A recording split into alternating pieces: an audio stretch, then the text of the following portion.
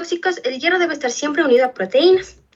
El déficit de hierro va a generar un agotamiento de las reservas, y esto en sí va a provocar una falta de disponibilidad para los eritroblastos, que en caso de persistir es lo que va a ocasionar la anemia ferropénica.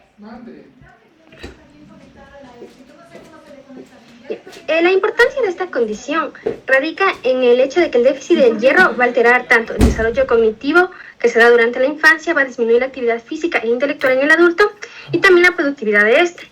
Y además va a aumentar la morbimortalidad que se asocia al embarazo.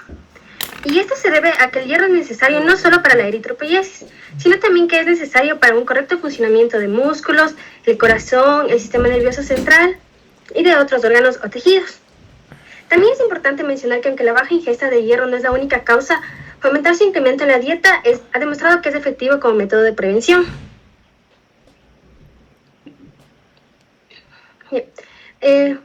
Bueno, respecto a la epidemiología, pasaré a la siguiente, por favor. Bueno, como primer punto debemos saber que la anemia ferropénica se va a encontrar entre las 10 primeras causas de morbimortalidad, provocando alrededor de 1 millón de muertes al año. Esta es clasificada como un problema de salud pública, que tiene una prevalencia de alrededor del 40% a nivel mundial, 37% para Latinoamérica, donde podemos decir que Ecuador ocupa el tercer lugar con un 37%. Entre el grupo de mayor riesgo vamos a encontrar a los lactantes, y esto se da debido a que hay un desequilibrio en su acelerado crecimiento y la baja ingesta de hierro. La anemia se va a presentar durante los primeros 24 meses de vida, momento que es crucial para el desarrollo de los niños y su diferenciación cerebral, por lo que el daño podría ser irreversible. La prevalencia de la anemia ferropénica en lactantes y preescolares oscila entre el 4.3 al 5.7%, en los escolares del 0.6 al 0.7%, en varones adultos y mujeres no menstruantes es inferior al 0.4% y en adolescentes y mujeres menstruantes llega al 2.9%.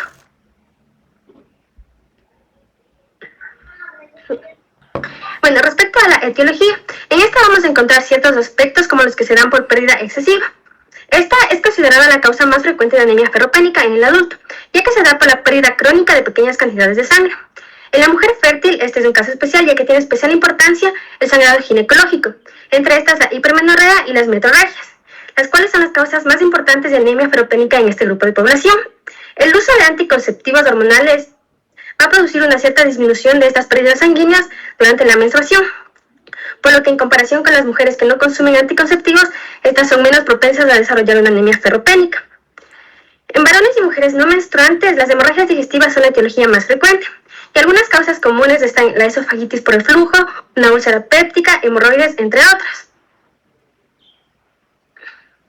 Entre otras causas consideradas más raras de pérdida sanguínea, vamos a encontrar las pérdidas iatrogénicas que se dan en los análisis sanguíneos cuando se encuentran en la hospitalización. También en las donaciones repetidas de sangre, si hay un aporte adecuado de hierro en la persona que está donando. También en hemorragias de mucosas que se da por enfermedades congénitas, como la telangiectasia hemorrágica hereditaria. También tenemos una ferropenia que podría estar asociada a una hemoglobinuria paroxística nocturna, la cual se va a dar por un aumento de las pérdidas de hemosiderina por la orina. También tenemos la disminución del aporte en la dieta.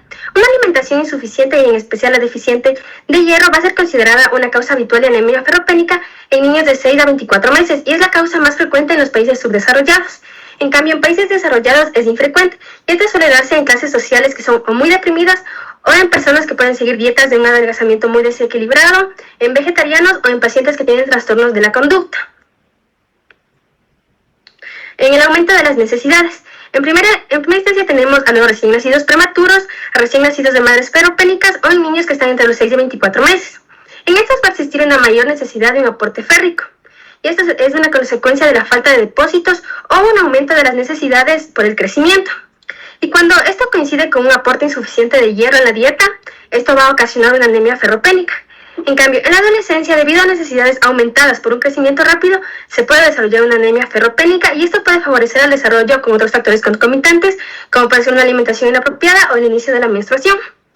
Por ejemplo, también en el embarazo. En el embarazo la madre va a pasar hierro unidireccionalmente hacia el feto, y a pesar de que exista déficit en las reservas maternas. Y si existen embarazos repetidos y que no han sido suplementados con hierro, esto puede producir una anemia ferropénica en la madre. También se da la disminución de la absorción. Esta es considerada la segunda causa más frecuente en pacientes de menos de 50 años y se puede dar por una mala absorción debido a diversas patologías del aparato digestivo como la gastritis crónica, una gastritis atrófica o una enfermedad celíaca. Y también está una absorción inadecuada del hierro, que puede observarse en ciertos pacientes que han sufrido alguna gastrectomía subtotal o total y que ha sido reciente, o en los que se han sometido a alguna cirugía bariátrica. Y esto debido a que el tránsito intestinal suele estar acelerado y según el tipo de intervención, parte del duodeno podría quedar excluido del tránsito alimenticio. También podría darse por una alteración en el transporte. Estas son causas muy raras de anemia ferropénica, pero entre estas vamos a encontrar la atransferinemia congénita, que es una enfermedad que se hereda con un patrón autosómico recesivo y que va a cursar con una transferina indetectable o que va a estar muy disminuida. O también puede tener una ausencia de hierro medular. Y también es infrecuente la forma genética de una anemia ferropénica refractaria al hierro, el cual es un trastorno recesivo que va a ser causado por ciertas mutaciones en el gen TMPRSS6, el cual va a codificar a la proteína matriptasa 2, que va a ser la serina proteasa que cumple una función importante en la absorción intestinal del hierro. Bueno, respecto a la fisiopatología, el hierro corporal es de alrededor del 3.5 gramos en hombres sanos y de 2.5 gramos en las mujeres. Y esta diferencia se relaciona en sí debido a que las mujeres tienen un menor tamaño corporal y la escasez del hierro en sus reservas debido a las pérdidas menstruales. Bueno, como sabemos, el hierro se va a obtener de la alimentación y el reciclaje.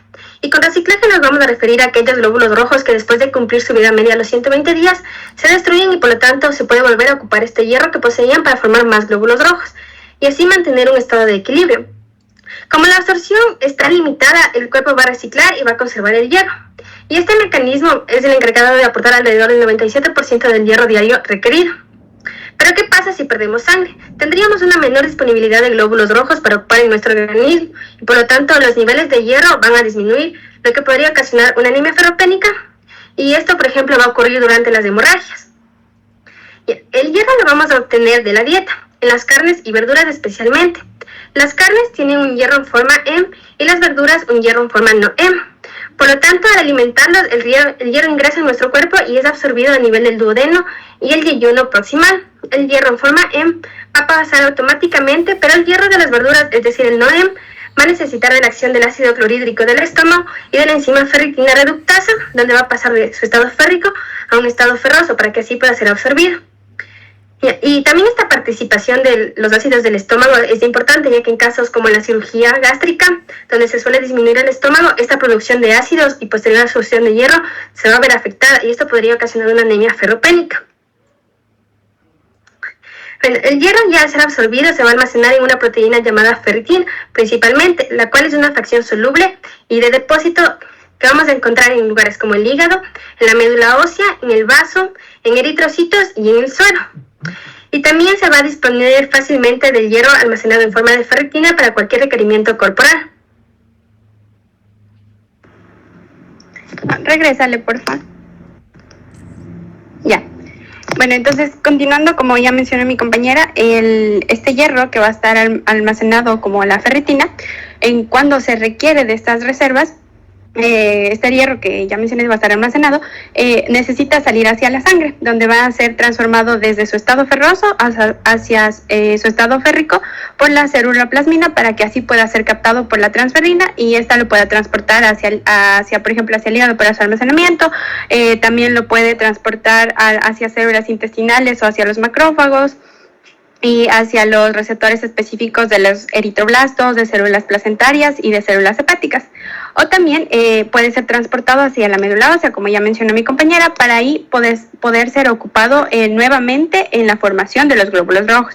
Además, este hierro va a participar en muchos procesos celulares. Por ejemplo, va a actuar como un cofactor en la producción del ATP. Por ende, si nos falta hierro, aparte de verse afectada también la cantidad de producción de los glóbulos rojos, va a verse afectada también se verán afectadas las células que necesitan un gran consumo de energía. En la deficiencia de hierro, cuando el requerimiento de este supera la ingesta, se produce una disminución de los depósitos de hierro en la médula ósea, por lo que el organismo comienza a utilizar estas reservas para así poder mantener una eritropoiesis adecuada. hasta que se vuelvan a reponer estas reservas. Pero hay casos en donde no se reponen estos depósitos, entonces ya en estadios más avanzados lo que pasa es que se da un agotamiento ya muy significativo de estas reservas y por ende también ya se va a ver afectada la eritropoyesis. Entonces ya esta eritropoyesis insuficiente es la que va a dar lugar a la anemia ferropénica. Pásale, por favor. Ya. Ahora, respecto a las manifestaciones clínicas.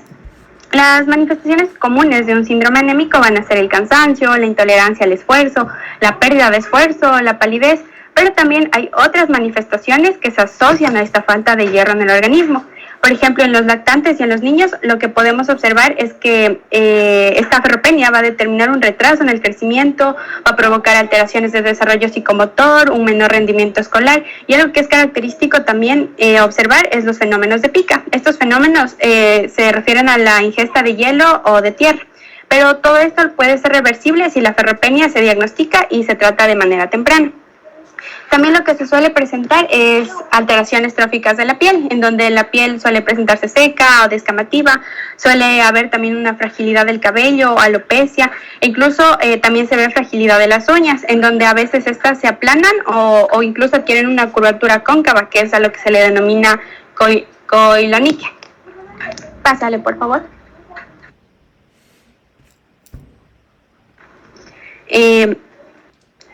Ya respecto a las mucosas, también va a haber ciertas manifestaciones, como es la quilitis angular, como observamos en la imagen, también la estomatitis y la glositis. En la glositis la lengua va a mostrarse lisa, despapilada, roja y brillante, y esto en ocasiones causa ardor y dolor al individuo. También la presencia de la anemia ferropénica acompañada de disfagia y de la existencia de membranas esofágicas se denomina en conjunto el síndrome de Kluver-Vinson o de Patterson-Kennedy. Este síndrome es una afección que por lo general se presenta ya en personas con una anemia ferropénica crónica. Aquí las personas lo que van a tener es una dificultad para deglutir debido a que aparecen tejidos, ciertos tejidos pequeños que van a bloquear parcialmente la parte superior del esófago, lo que no permite el paso de alimentos y por ende afectaría la absorción del hierro. También mencionaba que en niños se presenta una atrofia de la mucosa gástrica y esto da lugar a una alteración de mala absorción y a las melenas, pero esto se puede revertir cuando ya se le administra hierro al niño. Igual se pueden observar alteraciones neurológicas, entre estas está la incapacidad para concentrarse, la labilidad emocional, cefaleas, trastorno del sueño, parestesias y ataxia. Ya, respecto al diagnóstico, mencionaba que para llegar a un diagnóstico, este se debe basar en hallazgos que se haya hecho en la historia clínica y en datos de laboratorio. Por ejemplo, si se sospecha de una anemia ferropénica en pacientes, se llega a sospechar de una anemia ferropénica en pacientes que tengan pérdida de sangre crónica o una anemia microcítica, en particular si hay este fenómeno de picas que les mencioné anteriormente. También en estos pacientes lo que se hace es solicitar un hemograma completo, hierro sérico y estudios sobre la capacidad de la fijación del hierro, ferritina sérica y un recuento de reticulocitos. Pero también nosotros encontramos este gráfico que lo podemos observar aquí en la diapositiva, donde se va a exponer, se le ha denominado como un algoritmo de diagnóstico etiológico, que resultaba muy práctico para llegar a un diagnóstico, para saber qué proceso seguir. Entonces, aquí dice que la historia clínica es la que nos va a orientar a todas las exploraciones que se van a realizar, y pone como un punto de corte la edad, se la ha fijado en los 50 años, porque dice que esto así se lo pone en la mayoría de los estudios que se realizan. Entonces, como podemos observar, en el primer cuadrito menciona a los varones menores de 50 años. Aquí, si estos presentan una historia de pérdidas digestivas, se realizará una endoscopía alta o baja según la sintomatología que el paciente presente, para así poder encontrar y resolver la causa del sangrado. Sin embargo, si no existe este antecedente en su historia, puede tener esto nos orienta a otra etiología. Entonces se debe realizar 2 determinaciones de sangre oculta en heces. Si luego de esto ya la clínica nos orienta que si hay una pérdida de origen digestivo, lo que se procede es a realizar un estudio endoscópico para así poder localizar el lugar donde se sospecha que hay esta pérdida. Ya una vez encontrada la causa, ya no se deben hacer más estudios, excepto cuando haya una recidiva inexplicada de la anemia o cuando el paciente tenga antecedentes familiares de cáncer de colon. Ahí se le procede a realizar una colonoscopia. Ya en el segundo cuadrito, como podemos observar, dice mujeres en edad fértil. Aquí, en estas mujeres, si las menstruaciones son abundantes y no hay datos para pensar que haya pérdidas de origen digestivo, se recomienda remitirla a un ginecólogo. Pero en caso de que no haya estas pérdidas menstruales y existan síntomas abdominales y la paciente tenga una edad superior a los 50 años y además de eso presente pérdida de peso o sangre oculta en heces, se le realiza un estudio digestivo como si se tratase de un varón de su misma edad, como el proceso que ya mencioné anteriormente. Y ya para personas mayores de 50 años, aquí sí se toma desde un principio, se empieza a explorar el tubo digestivo y se empieza haciendo una colonoscopia si es que la clínica no nos orienta al origen de la posible alteración. Y esta colonoscopia siempre debe ser seguida de una gastroscopia, a pesar de que se hayan encontrado lesiones benignas en el colon. Entonces, las diferencias que este grupo tiene con el grupo de menores de 50 años es que primero, como ya mencioné, se empezaba con la colonoscopia. Y segundo, que aunque se detecte una lesión benigna en uno de los tramos del colon, igual se debe realizar un estudio bidireccional, es decir, la colonoscopia seguida por la gastroscopia. Ya, y en cualquiera de estos casos, si es que ya no se encuentra la causa y no hay cómo dar una respuesta adecuada no hay cómo dar un tratamiento adecuado, se debe añadir estudios de cribado de enfermedad celíaca y de infección por Helicobacter pylori. Pero si ya a pesar de todos estos estudios realizados no se llega a descubrir el origen de la hemorragia, ya debe explorarse el intestino delgado realizando estudios endoscópicos. Y si a pesar de eso la causa de la anemia sigue sin ser determinada, lo que ya se empieza a valorar son causas poco frecuentes de la anemia ferropénica, como puede ser una posible ingestión de antiinflamatorios no esteroides o de salicilatos. Ya, puedes pasarle, por favor.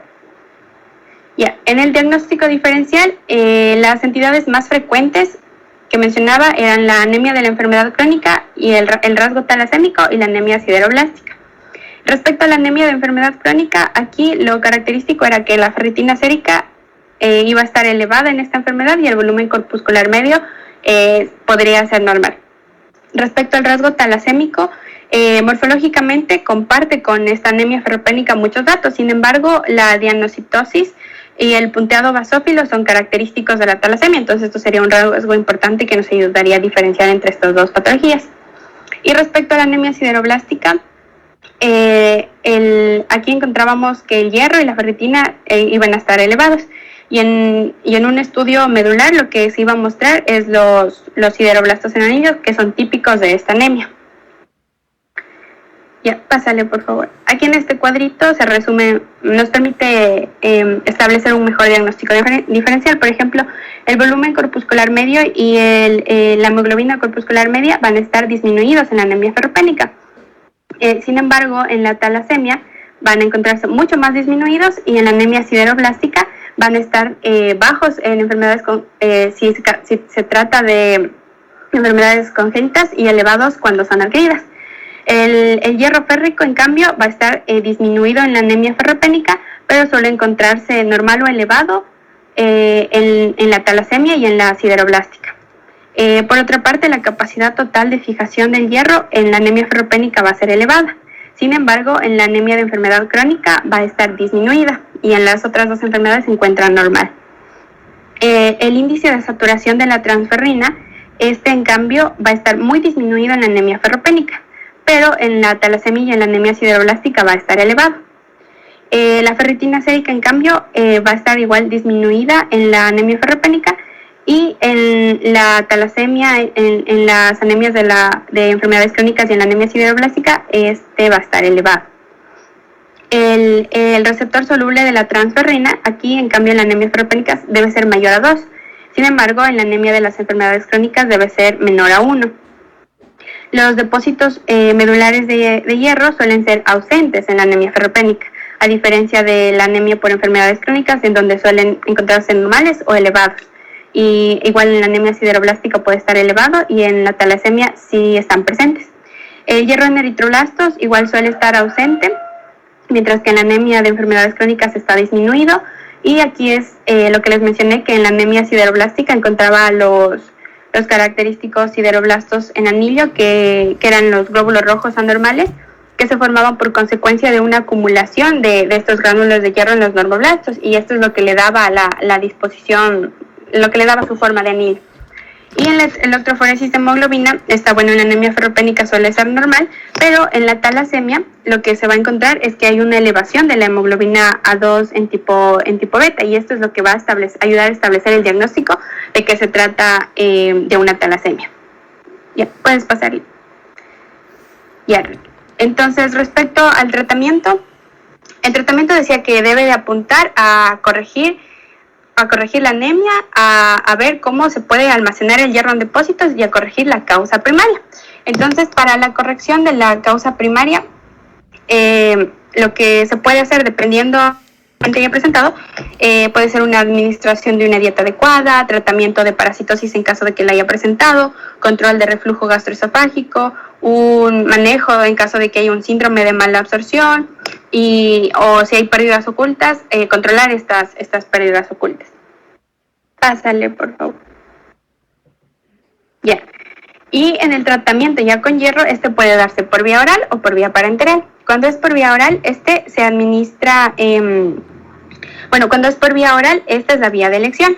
Y aquí la dosis calculada en miligramos de hierro elemental es de 3 a 6 miligramos por kilogramo por día, y se la debe fraccionar en dosis se la debe fraccionar en 1 a 3 tomas diarias. El preparado de elección suele ser el sulfato ferroso, el cual se debe administrar media hora antes o 2 horas después de haber comido, ya que hay muchos alimentos que disminuyen la disminuyen la absorción del hierro hasta en un 50%. También hay casos en donde el paciente presenta intolerancia a este tipo de tratamiento, por lo que se le debe administrar otro preparado, como es el hierro polimatosa, que presenta una mejor tolerancia. Y las complicaciones habituales aquí son la intolerancia digestiva, que puede ser náuseas, diarrea, vómitos o dolor abdominal, y también es característico que se presenta la coloración negruzca de los dientes. Sin embargo, esto es reversible cuando ya se llega a suspender el tratamiento.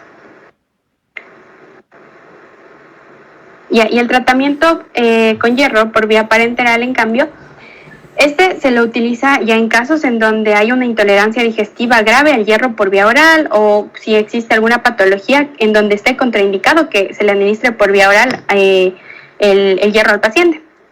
Entonces, aquí es importante mencionar que la dosis total que se va a administrar para corregir la anemia y reponer los depósitos de hierro se calcula de acuerdo a esta fórmula, esta fórmula que menciona que la hemoglobina teórica en gramos por decilitro, esta menos la hemoglobina real en gramos por decilitro, sobre 100 por la volemia en mililitros, por 3,4 por 1,5, eso me da el resultado en miligramos de hierro. El 3,4 representa el factor de conversión de gramos de la hemoglobina a miligramos de hierro, y el 1,5 se refiere al hierro de depósitos. Un ejemplo aquí para que podamos entender mejor es... hay un niño de 10 kilogramos con una hemoglobina de 9 gramos por decilitro y una volemia de 690 ml. Entonces lo que hacemos es reemplazar. Entonces, reemplazamos el valor de la hemoglobina teórica, que es 12,0 gramos por decilitro, menos la hemoglobina real, que es la que presentaba el niño, 9 gramos por decilitro, sobre 100 por la volemia, que era 690, por 3,4 por 1,5. Esto nos da como resultado 105,6 miligramos de hierro. En caso de que utilicemos la vía intramuscular, esta cantidad total de miligramos de hierro, que era el 105,6, se debe fraccionar en dosis que no excedan del 1,5 miligramos por kilogramo por día, y se debe administrar cada 2 a 3 días. Entonces, ya realizando los respectivos cálculos, la cantidad total a administrarse a este paciente va a ser de 7 dosis de 15 miligramos. Y aquí el preparado recomendado para administrar por vía intramuscular es el hierro dextrano. En cambio, por vía endovenosa, de igual manera se aplica la fórmula, sino que aquí lo que aquí cambia que la cantidad total de miligramos de hierro por recibir se va a fraccionar en dosis que no deben exceder los 2 a 3 miligramos por kilogramo, y en cambio este se administra cada 2 días. El preparado que suele utilizarse aquí, que se recomienda utilizar, es el hierro sacarato. Las complicaciones que se pueden observar con el hierro parenteral son dolor en el sitio de la inyección, linfatenitis regional, shock anafiláctico, cefalea, urticaria, fiebre, mialgias y también artralgias. Y como último también, lo mencionaba como parte del tratamiento, en algunos casos es la transfusión de sangre. Aquí la indicación de transfusión de sangre va a darse en pacientes con anemia ferropénica cuando la decisión clínica se orienta o está dentro de determinado contexto. Por ejemplo, con una hemoglobina mayor o igual a 7 gramos por decilitro no se debe transfundir sangre, excepto que haya la necesidad de corregir una hipoxemia en pacientes con insuficiencia respiratoria. Y en otro contexto es cuando la hemoglobina es menor a 7 gramos por decilitro. Aquí sí se puede transfundir sangre para, por ejemplo, corregir descompensación hemodinámica en caso de que exista una insuficiencia respiratoria, o si existen otros factores agravantes como sería la desnutrición, la infección o la diarrea crónica. Y ya, esa fue nuestra presentación. Gracias, doctor.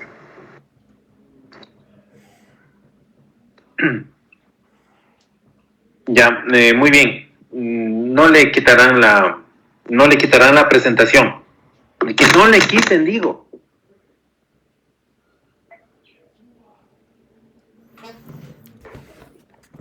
Ya. Pónganle desde el principio.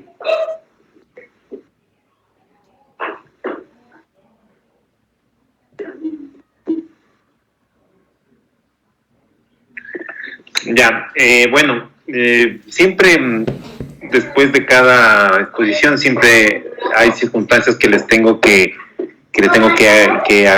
aclarar, ¿no? Y bueno, hay ciertos puntos que sí hay que tener en cuenta y que tienen que acordarse siempre. Siguiente, por favor. Siguiente. Pásale la epidemiología y esas cosas. Ya, la etiología siguiente. Ya, verán, hay que tomar en cuenta lo siguiente. Desde hace tiempos, desde épocas inmemoriales, siempre se ha estudiado o se trata de decir que la anemia ferropénica en los países subdesarrollados es porque somos pobres y que por poco y necesitamos a la Madre Teresa de Calcuta para que venga quien nos ayude a comer. Ya, eso ya no es así. Esta victimización de los países en vías de desarrollo prácticamente ya es erradicada. La anemia por deficiencia de hierro, por lo menos algo se ha podido superar gracias a los programas del Ministerio de Salud. Ya la anemia por deficiencia de hierro por déficit de ingesta ya es rara, ya no es algo muy común como hace probablemente 15 o 20 años probablemente lo era, ¿sí? Por tal razón, nunca tenemos que subestimar el diagnóstico de una anemia ferropénica. ¿Por qué? Porque si es que algún momento ya van a ir a la rural, se van a dar cuenta que hay un montón de programas que tiene el Ministerio de Salud Pública, gracias a los cuales este proceso de la anemia por deficiencia de hierro por falta de ingesta ha disminuido. Ya, por eso no tenemos que subestimar una anemia ferropénica. Ya, siguiente, es el primer comentario que tenemos que tener en cuenta. Ya, sí es verdad, el déficit de hierro básicamente puede estar estipulado por el aumento de la necesidad. El aumento de necesidades generalmente son en los neonatos, en las adolescencias y en el embarazo. Ahí es donde son los lugares donde que generalmente tenemos que tener un alto aporte de hierro. Pero ojo que estamos hablando en niños, o sea, 6 de 24 meses, adolescentes y embarazos. En ningún momento estamos tomando en cuenta a los adultos, ¿sí? Eso es otra circunstancia que voy a comentar después, pero eso hay que tomar en cuenta. Los aumentos de las necesidades generalmente son en estos 3 grupos etarios. Siguiente. Ya, siguiente. Ya, perfecto. Ya, te pasaste atrás. Tomando en cuenta lo que estamos diciendo, si es que estuvieron atentos a la exposición, entonces pueden dar cuenta que las compañeras nunca hablaron de una manera de eliminar hierro. ¿Ya? Ese es otro de los objetivos que tenemos que tomar en cuenta. El cuerpo humano, salvo que sean marcianos, de Nagímides, bueno, no sé, de cualquiera de los otros planetas que supuestamente hay vida, el ser humano no tiene la capacidad de eliminar hierro. No existe un mecanismo metabólico para eliminar hierro. ¿Sí? Por tal razón, no puede existir o no existe una anemia ferropénica per se, como dice, idiopática. ¿Ya? Siguiente. Otra circunstancia que tenemos que dar cuenta si estuvieron atentos a la exposición, es que nunca el hierro puede ir solo en la sangre. El hierro nunca puede ir libre. El hierro libre es tóxico. Siempre tiene que estar unido a alguna proteína. Y siempre estará pasando de férrico a ferroso. ¿Por qué? Porque el hierro, los radicales libres, el hierro libre, los radicales libres que puede formar el hierro son tóxicos.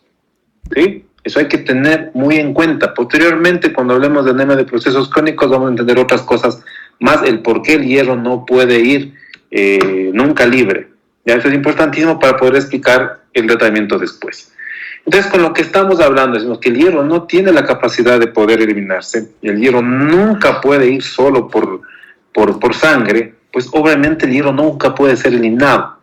Por tal razón, una anemia ferropénica, ¿sí?, salvo en niños, pero como le dije, no siempre acusar a lo mismo, una anemia ferropénica es igual a sangrado. ¿Ya? No es que la niña de 16 años que tiene unas hipermenstruaciones es porque no come bien. La niña no come bien y por eso tiene sangrado, también anemia. No es verdad. ¿Sí? Una anemia ferropénica es sangrado hasta que se demuestre lo contrario. El 97.5% de las anemias ferropénicas son secundarias a sangrado. A lo mejor en niños y en adolescentes a lo mejor el porcentaje es menor, pero en adultos no. En adultos la anemia ferropénica es sangrado en el 97.5% de las probabilidades. ¿Sí? Importantísimo. Siguiente. ¿Alguna pregunta hasta aquí? Doctor, disculpe, ¿puede repetir lo que usa la causa secundaria si fuera en caso de que sea un niño? Eso no le escuché bien. Pero no te entendí. Nos dijo que la causa secundaria en los adultos puede ser por sangrado, pero en los niños no le entendí bien. ¿Por qué sería? Ya. ¿Por qué? Porque generalmente, como le digo, en los adultos, el 97.5% de los pacientes con anemia ferropénica esto será igual a sangrado. En el niño el porcentaje es menor. A lo mejor en el niño o adolescente, a lo mejor la anemia ferropénica no es igual a sangrado en el 97.5%, sino probablemente en el 70%. ¿Por qué? Porque claro, en el niño sí puede ser establecido el proceso de déficit de la dieta, pero no podemos ocupar, o sea, no podemos decir que el 90% de las anemias ferropénicas en niños sean porque no comen bien. No, eso no es así. No hay que subestimar la anemia.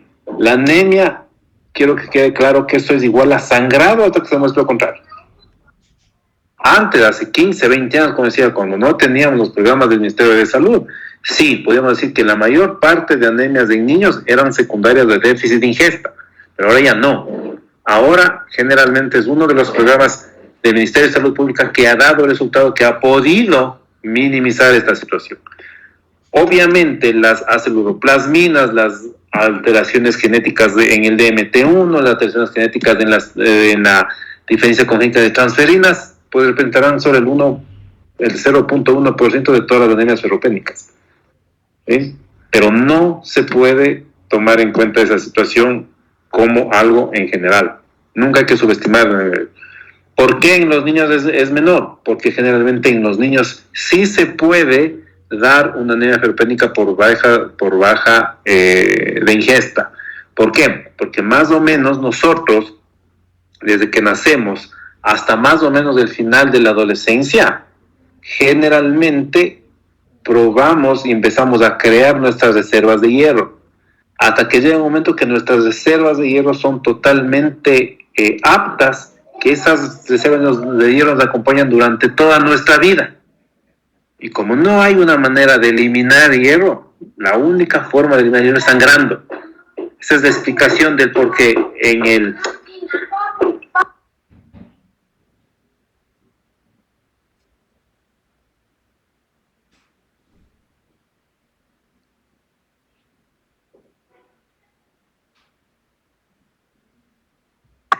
Perdón, un ratito, denme unos 5 segundos. Está con batería.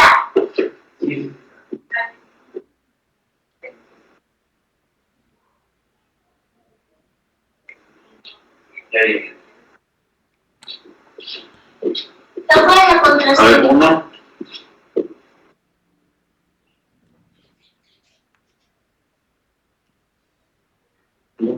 Cero, 5, 3. Ya, ahora te he dicho.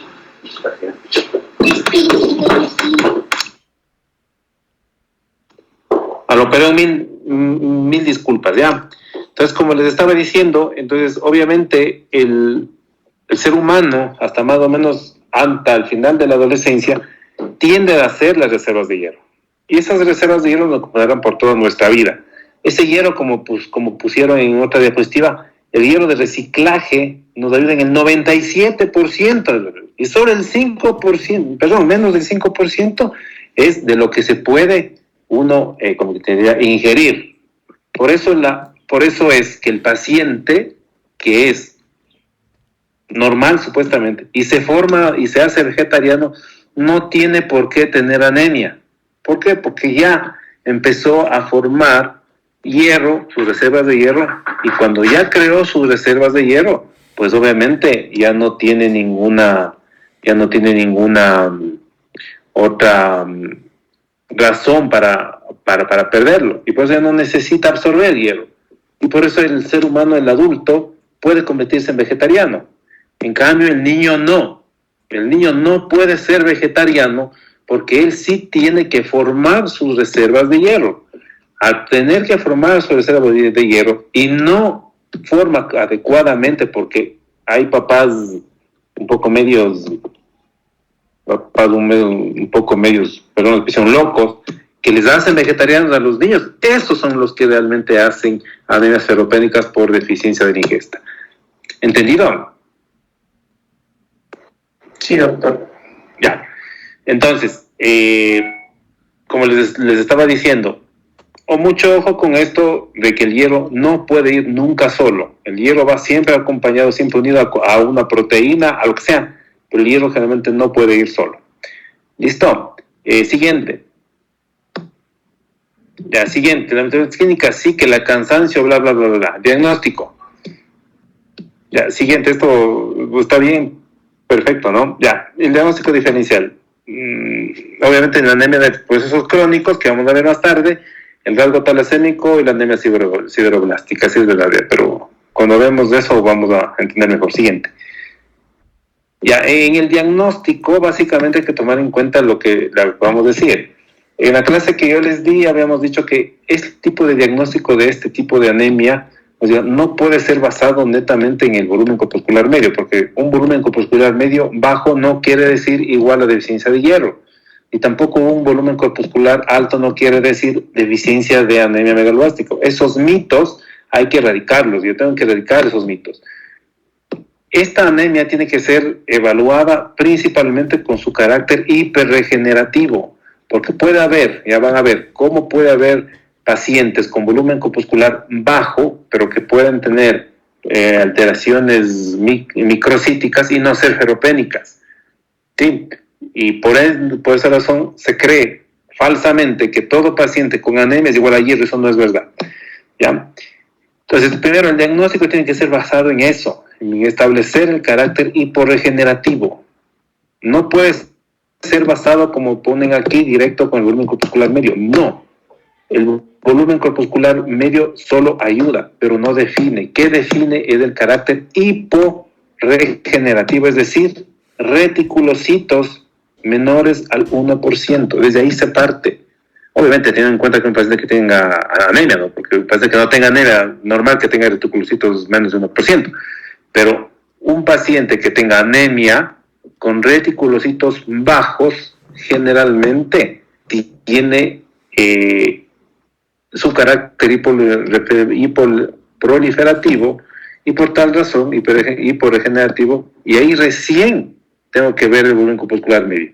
Que en este caso, en la anemia ferropénica, el volumen corpuscular es medio. ¿Por qué? Porque el hierro está establecido en la síntesis de hemoglobina. Si no se sintetiza la hemoglobina de la forma y la cantidad suficiente, los glóbulos rojos salen pequeños.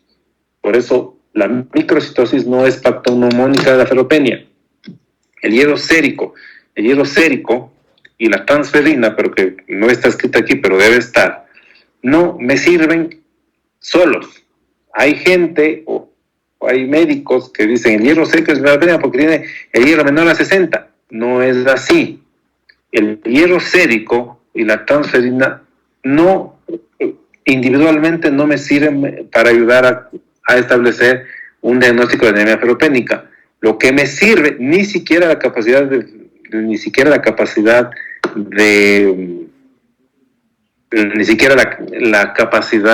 de fijación de hierro a la transferina me sirve. Lo que me sirve es la saturación de transferina. Ahora, ¿por qué siempre se pide hierro transferina al paciente con anemia ferropénica?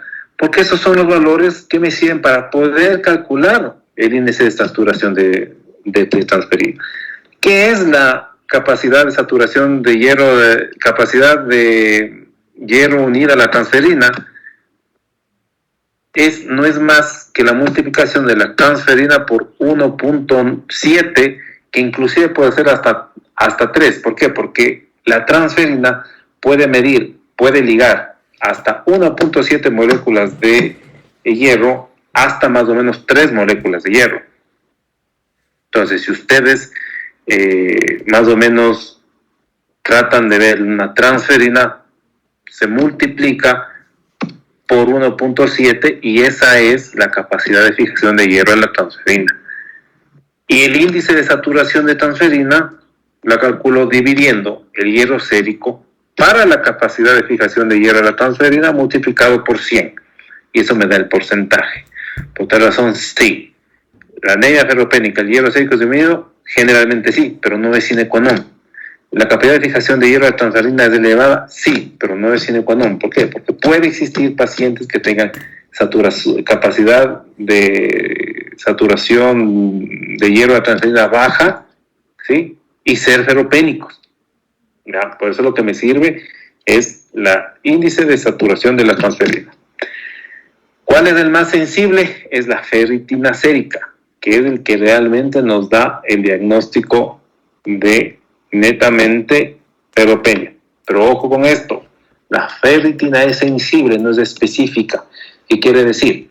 Que solo la baja de transferina me establece ferritina, pero una transferina normal o elevada no me excluye ferritina. Ese es el juego de la sensibilidad y la especificidad. ¿Ya? Por eso, probablemente vayamos a entender mejor esto de los receptores solubles de transferina que están abajo, que no sé si lo hablo, pero es importante, que este sí es más específico que la ferritina. Los depósitos medulares de hierro, sí tienen razón, ausentes. El hierro en el fibroso obviamente es ausente y la electroforesis de hemoglobina obviamente es normal. Pero nunca una anemia ferropénica se termina haciendo estos exámenes porque no tienen para qué. Nunca se punza, nunca se hace una función de médula ósea a una anemia ferropénica, salvo que se esté pensando en una anemia sideroblástica. que es otra cosa. ¿Listo? ¿Alguna pregunta con respecto a esto? Ojalá me hayan hecho entender. Si no me hice entender, díganme, porque si no se confunden. No, yo tengo una pregunta. Sigue, Lucho. No he entendido, me confundí en eso del índice de saturación. ¿Qué se confundió? En lo del índice de saturación de la transferrina. ¿No entendió qué es? Sí, no lo entendí muy bien. Yo les estaba diciendo que generalmente cuando ustedes hayan visto alguna vez a algún paciente con anemia, sea o no sea, siempre le piden hierro, transferrina y ferritina. ¿No es cierto? Ya. El hierro solo no sirve para nada. La transferina no sirve absolutamente para nada. Solos individualmente no sirven. ¿Me sirven para qué? Me sirven solo para poder calcular el índice de saturación de transferina. ¿Ya? Entonces, ¿cómo yo calculo el índice de saturación de transferina? Calculo dividiendo el hierro sérico dividido para la capacidad de fijación de hierro a la transferina. Pero, ¿cómo calculo yo la capacidad de unión del hierro a la transferina? Es multiplicando la transferina por 1.7. ¿Por qué? Porque 1.7 es el máximo de moléculas de hierro que puede unir una transferina. Entonces, la capacidad de unión de la transferina no será más que la multiplicación de la transferina por 1.7. Entonces, ahí ya tengo este valor que me falta. Entonces, con eso yo calculo el hierro, el índice de saturación de transferina, dividiendo el hierro sérico para la capacidad de saturación de hierro a la capacidad de unión del hierro a la transferina. ¿Listo? ¿Por qué? Porque puede haber pacientes con hierro normal y ser ferropénicos. Puede haber pacientes con transferina normal o baja y ser ferropénicos. Puede haber pacientes que tengan capacidad de fijación de hierro a la transferina normal o baja y ser ferropénicos. ¿Por qué? Porque quien me da realmente el valor más objetivo es el índice de saturación de transferina. ¿Entendido? Sí, doctor, ahorita ya lo entendí. Ya.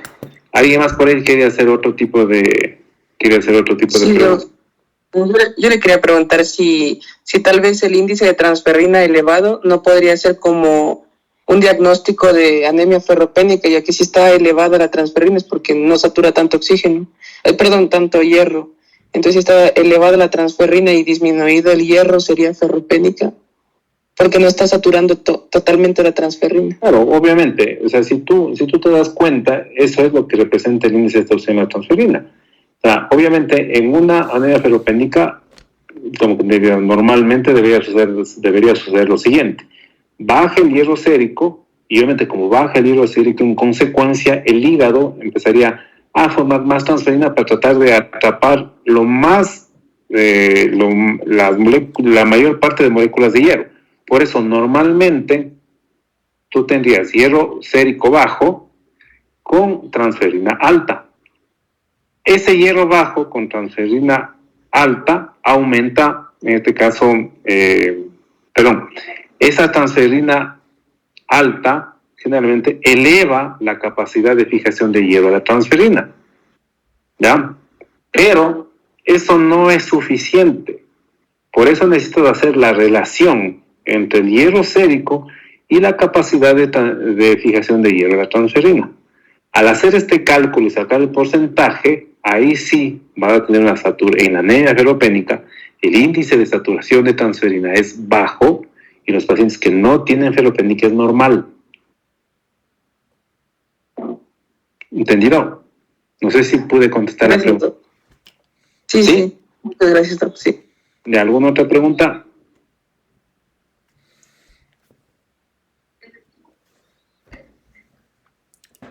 ¿No? Doctor, la ferritina no estaríamos usándola en ninguna de estas fórmulas. A la ferritina ni ninguna. Porque la ferritina es un examen que per se solo tiene una alta sensibilidad para identificar la ferropenia. Es decir, un paciente con ferritina baja es igual en el 99% a ferropenia, pero es solo sensible, no es específica. ¿Qué quiero decir? Que en cambio un paciente con ferritina normal o alta también puede ser ferropenia, ¿ya? En estas circunstancias, por eso la ferritina solo es sensible y no es específica, porque la ferritina es un reactante de fase aguda, que ya vamos a ver en el siguiente exhibición, que será la anemia de procesos crónicos. ¿Listo? ¿Entendido? Sí, doctor. Gracias. Ya. ¿Algo más? ¿Nada más? Creo que no, Doc. Ya. Siguiente, a ver, pasemos rápido porque ya estamos atrasados. El tratamiento, pues obviamente el tratamiento, como dice aquí, corrección de la causa primaria. Es decir, que un paciente con anemia ferropénica, como todo ya veamos hablando, pues se tiene que buscarle sangrado, pero hasta la última porción del tubo digestivo, hasta la última porción del tubo, del tracto respiratorio y hasta la última porción del tracto geniturinario. Por ahí es donde se pierde, tomando en cuenta todo lo que acabamos nosotros tomar en cuenta, ¿no es cierto? Entonces, esto hay que tratar. Si el paciente tiene sangrado digestivo, pues hay que tratar el sangrado digestivo. Si el paciente tiene hemoptisis, pues hay que tratar la hemoptisis. Si el paciente tiene un hemangioma que está secuestrando sangre, pues hay que tratar el hemangioma. Si la paciente tiene hipermenorreas, pues hay que tratar la hipermenorrea. No va a haber poder humano de corregir la anemia si es que el paciente no se corrige el sangrado. No existe poder humano. Y ese es un gran problema que tenemos generalmente precisamente con los ginecólogos. El ginecólogo, la señorita está con anemia de 7, vaya primero que le solucionen la anemia y luego le vemos lo de sangrado. No, al revés, no tiene lógica. Solucionen el sangrado y después se le puede corregir la anemia, porque no se va nunca a corregir. Solucione el sangrado digestivo, si no nunca se corregirá la anemia. Porque ya sí entendemos de eso, ¿verdad? Sí, Doc. Siguiente. Importante, el tratamiento con hierro. El tratamiento, una vez que ya teníamos que hacer el tratamiento de lesión, es la primera opción, el hierro oral. La segunda opción, hierro oral. La tercera opción, hierro oral. Y la cuarta opción, hierro oral. ¿Sí? ¿Por qué? Ya voy a explicar por qué. Pero esas las 4 primeras opciones serán hierro oral. Y la mejor fórmula, obviamente, del sulfato ferroso. ¿Por qué? Porque como hemos visto, el sulfato ferroso se absorbe de mejor manera que el férrico. Ya explicaron eso anteriormente. Pero lo importante que es lo siguiente, sea en niños o en adultos, cuando uno depone, muchas veces, no sé por qué cometen el error de, perfecto, tomen hierro un mes, el paciente mejora y dejan de darlo. No es así. Hay que tomar en cuenta que un tratamiento con hierro óptimo y la hemoglobina sube 1 gramo por mes. Es decir, que si un paciente tiene aquí naciera, un paciente tiene una hemoglobina de 10 y mi normalidad es 14 en varones, pues me llevará a mí normalizar la hemoglobina por lo menos 4 meses. ¿Ya? Y el tratamiento se debe dar el doble del tiempo del que a mí me llevó a normalizar la hemoglobina. Es decir, que si en este paciente con hemoglobina de 10, tomando en cuenta que aumenta 1 gramo de hemoglobina por mes, me llevará por lo menos normalizarlo a llegar a 14, 4 meses. Pues claro, a los 4 meses a lo mejor la hemoglobina está en 14. Pero ahí no termina el tratamiento, porque tengo que duplicar el tiempo que me llevó a mí normalizar. Si me llevó 4 meses, pues tengo que dar 4 meses más, es decir, probablemente en total 8 meses de hierro oral, porque si no las reservas de hierro no se llenan. ¿Entendido? Eso es recontra que hiper importante. Y ese es el famoso paciente que nunca termina de mejorar. Doctor, ya me operaron. Ya no estoy sangrando, pero sigo con anemia. ¿Por qué? Porque le dieron 3 meses y dejaron de dar. No hay no se llenan los depósitos de hierro. Si a mí me llevó si a mí me llevó 6 meses normalizar la hemoglobina, pues el tratamiento son 6 meses más, total, 1 año. ¿Está claro? Sí, doctor. Sí, doctor. Siguiente. El famoso hierro parenteral. El famoso hierro parenteral que tú quieres tenerle con pinzas. ¿Por qué? Pues como digo, la primera opción hierro oral, la segunda opción hierro oral, la tercera opción hierro oral, la cuarta opción hierro oral. La quinta opción probablemente hierro intravenoso. Porque ojo con lo siguiente. El hierro básicamente es un ion que no puede ir solo. Por eso existe el hierro sacaroso. Por eso existe el hierro dextrano. Por eso existe el hierro carboximaltosa. Por eso existe algunos otros hierros que siempre están unidos a algo. Y dependerá de la capacidad, de la unión. Mientras más estable sea la unión del hierro a sus diferentes componentes, el hierro es mejor. ¿Ya? Porque generalmente el hierro dextrano no es tan estable, sino con el dextrano el hierro no es tan estable y generalmente produce hierro libre y eso da muchos efectos adversos. ¿Sí? Ya no se utiliza hierro dextrano, pero a lo mejor capaz que en alguna farmacia por algún sitio puede haber hierro dextrano. ¿Ya? No es lo mismo hierro dextrano que hierro sacaroso que hierro carboximaltosa. ¿Sí? Este tipo de circunstancias no me meto a calcular y que pongan ese tipo de cosas, pero generalmente cuando se utiliza hierro sérico, intravenoso, eso debería ser manejado es por nosotros. Ni siquiera los ginecólogos, quienes también utilizan hierro así que, pero sin ningún tipo de criterio, tienen esa idea de, sí, póngase 2 ampollas de hierro. ¿Hierro de qué? Sacaroso, dextrano. 2 ampollas no es ni para la muela. Para hacer la dosificación de hierro parenteral tiene que ser calculado con la fórmula que ustedes tienen. Y generalmente la cantidad de déficit de hierro siempre oscila entre unos 800 a casi 1500, hasta 2000 miligramos de hierro. Y le quieren poner solo 200. Sí, realmente es algo que hay que tener en cuenta. La cálculo de dosis tiene que ser siempre calculado por dosis, o sea, por esta fórmula. No puede ser calculado al ojo, ¿ya? Esta fórmula tienen que aplicar para decir cuánto, porque si no es lo mismo. Es que ya me pusieron, doctor, 2 ampollas de hierro hace un mes y sigo con anemia. Claro, si necesita 1500, 200, digamos, no le sirve ni para la muela. Sí, por eso, hierro intravenoso debería ser manejado solo por hematología. ¿Por qué? Porque inclusive, no sé, ¿quiénes son los que deberían recibir hierro de este tipo? Pues solo los que tengan un síndrome de mala absorción, los pacientes que tengan alguna alteración que no les permita comer, pacientes con gastrectomizados, pacientes con síndrome de intestino corto, pacientes que tuvieron una isquemia mesentérica y tuvieron que recetar no sé cuántos metros de intestino. No todos los pacientes deberían recibir esto. Todos los demás deberían ser hierro oral. Bien. ¿Entendido? Sí, doctor. Sí, ¿Alguna pregunta?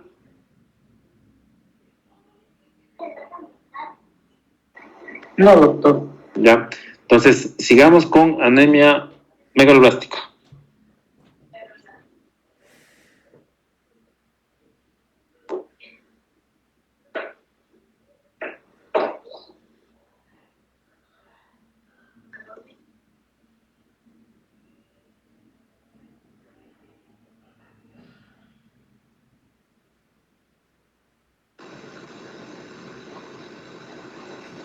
Ya le comparto.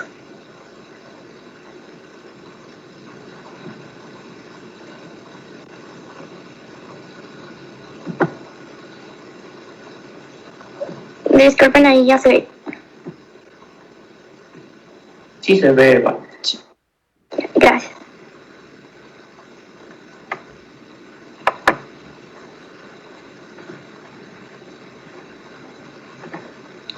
Buenas tardes, doctor. Buenas tardes, compañeros. Nosotros vamos a hablar acerca de la anemia megaloblástica. Entonces, empezando con... Disculpen, ¿se pasó o no? No.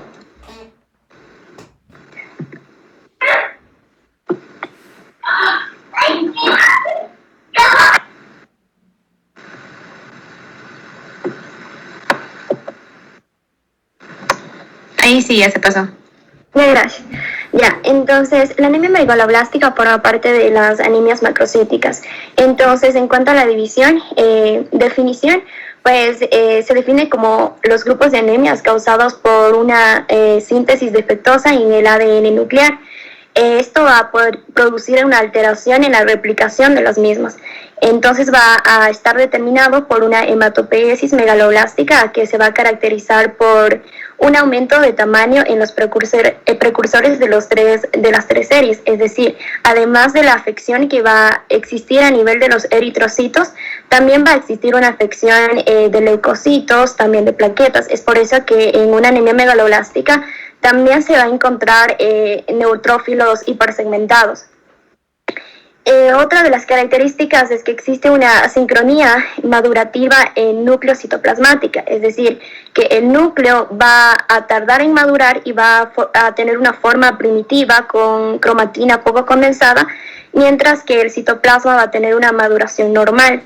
Y esto va a determinar que exista una hematopoiesis ineficaz con una hemólisis intramedular, determinando una liberación de lactato deshidrogenasa. Es por esto que también vamos a tener niveles aumentados de este lactato deshidrogenasa en este tipo de anemias. Entonces, en esta anemia pues vamos a tener el déficit de eritrocitos sanos, por decirlo así. Entonces vamos a encontrar, como se ve aquí en esta gráfica, pues megaloblastos en la médula ósea y también una anemia macrocítica a nivel periférico.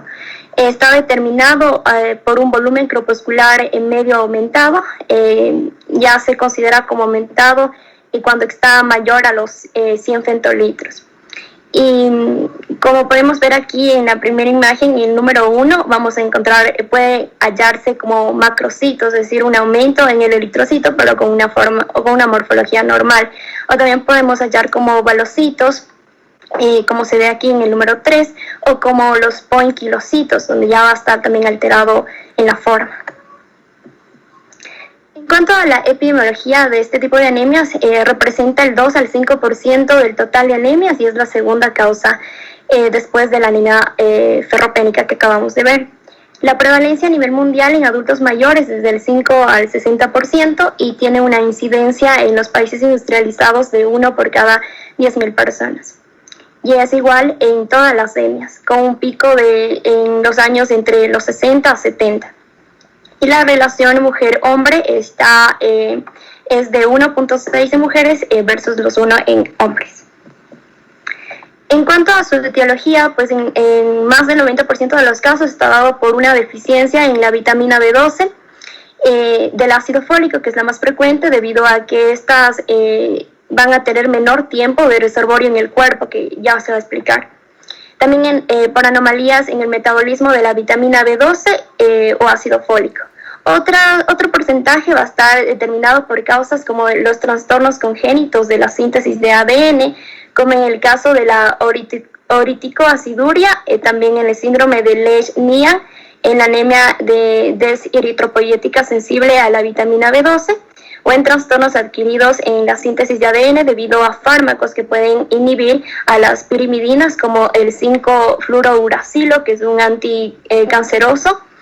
También aquellos que afectan a las purinas, como el 6-mecaptopurina, que también es otro anticanceroso, y otros que afecten al ribonucleótido reductasa, como la hidroxiuria.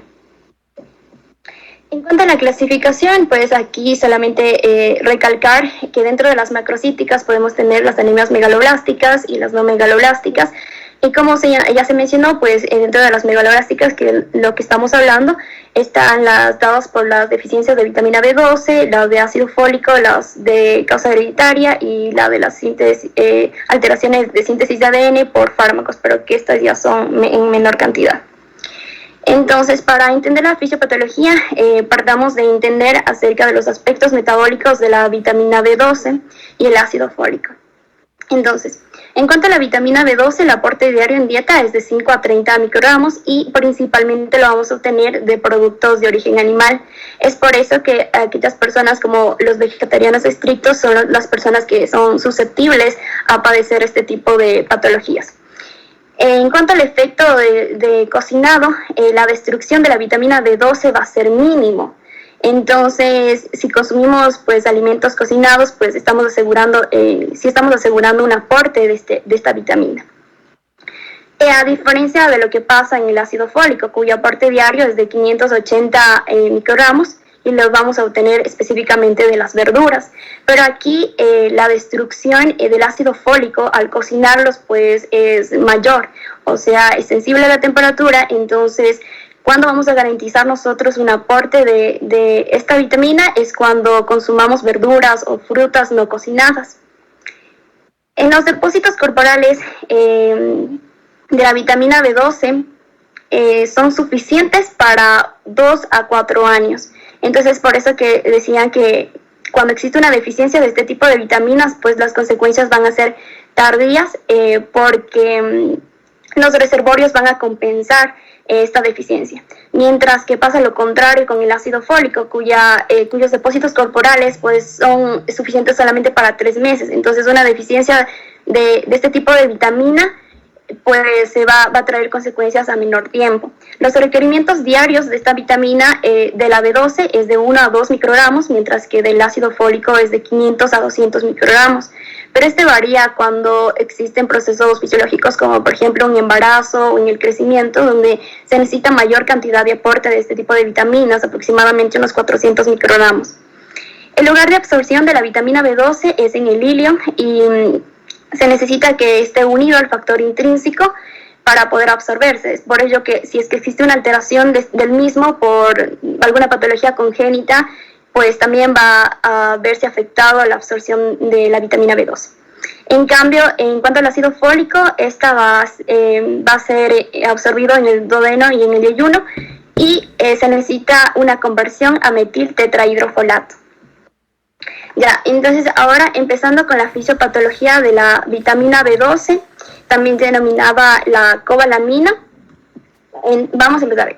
Como ya se recalcó, que vamos a obtenerlo principalmente de los productos de origen animal, por ejemplo, el carne, el pescado. Entonces, lo obtenemos consumiendo estos alimentos. Entonces, la vitamina B12 llega unida a las proteínas del alimento al estómago. Entonces, en el estómago se necesita que se desacople, que la vitamina B12 o cobalamina quede libre. Entonces, para eso necesitamos la acción del ácido clorhídrico y de la pepsina, que van a estar siendo secretadas por las células parietales del estómago.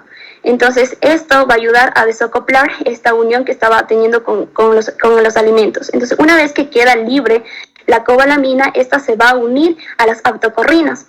La unión de la aptocorrina, una vez unida ya, va a ser transportada hasta el duodeno. Entonces, a nivel del duodeno, ¿qué pasa? Es que las proteasas pancreáticas van a desligar esta unión. Entonces, van a dejar libre nuevamente a la cobalamina. Entonces, a este nivel va a unirse con el factor intrínseco. El factor intrínseco va a estar siendo producida por las células parietales del estómago, específicamente a nivel del fundus y del cardias. Entonces, esta unión de cobalamina con el factor intrínseco va a alcanzar la parte terminal de la mucosa del ilio, en donde van a estar sus receptores, que son las cubulinas. Entonces se necesita que se forme este complejo. Si llega solamente la cobalamina o la vitamina B12 solita, no se va a poder absorber.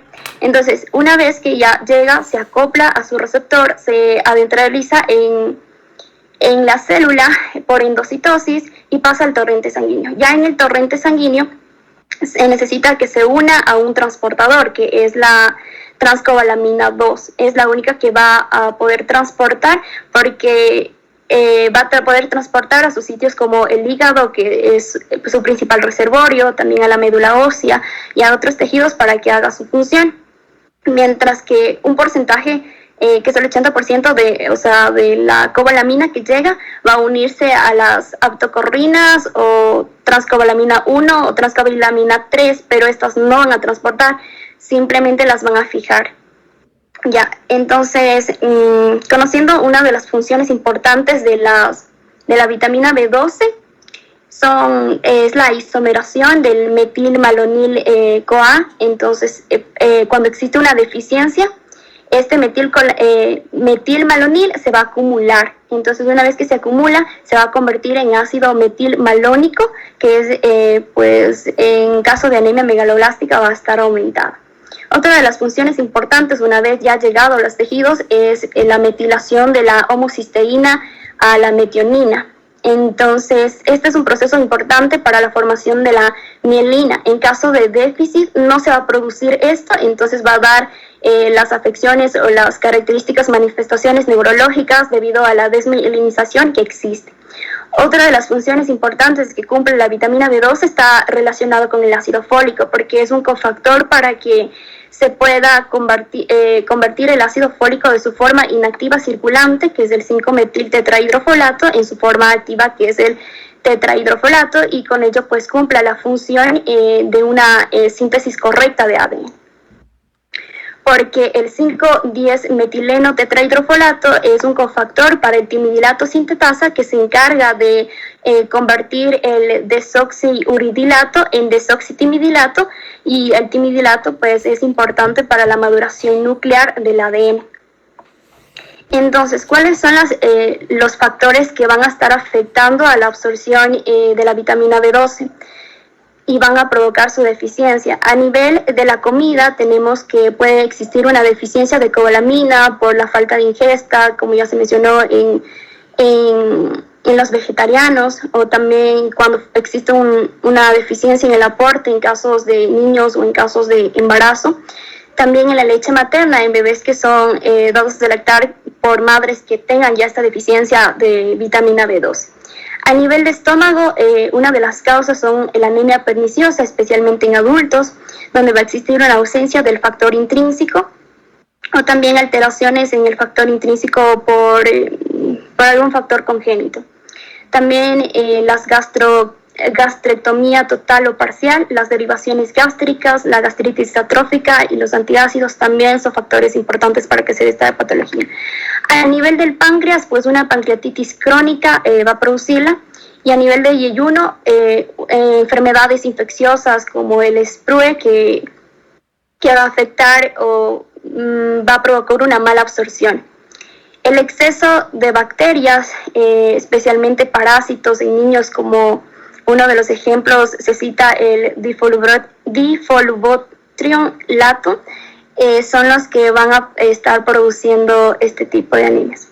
A nivel del ilion, tenemos la resección del ilion o la enfermedad de Crohn, y también a nivel de las células del ilenio tenemos las enfermedades de Imerslund-Grasbeck, que son un tipo de enfermedad hereditaria, y la enfermedad de la cobalamina F.